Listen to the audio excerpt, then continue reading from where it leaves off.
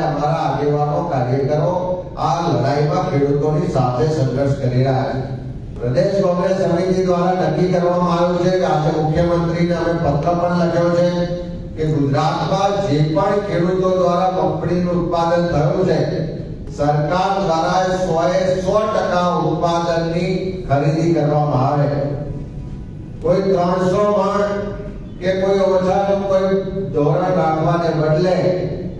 100% ઉત્પાદનની ખરીદી કરવામાં આવે। સાથે સાથે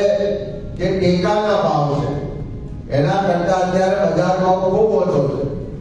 એક બાજુ સરકાર ટેકાના ભાવે ખરીદીની જે પ્રક્રિયા કરે છે એનો વહીવટી ખર્ચ જ ખૂબ ઊંચો આવે છે, પણ બીજી બાજુ ખેડૂતોને એના પ્રમાણમાં કોઈ લાભ મળતો નથી।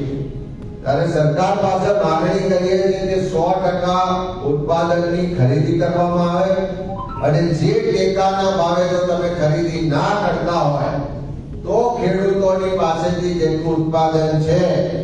અને તમે જે ખરીદી નથી કરી એ જે તફાવત છે એ ટેકાના ભાવ અને બજાર ભાવ વચ્ચેનો જે પણ તફાવત આવે છે એ તફાવતની રકમનું ગણતરી કરી અને એ ખેડૂતના ખાતામાં સીધા એ તફાવતના પૈસા જમા કરાવવામાં આવે એવી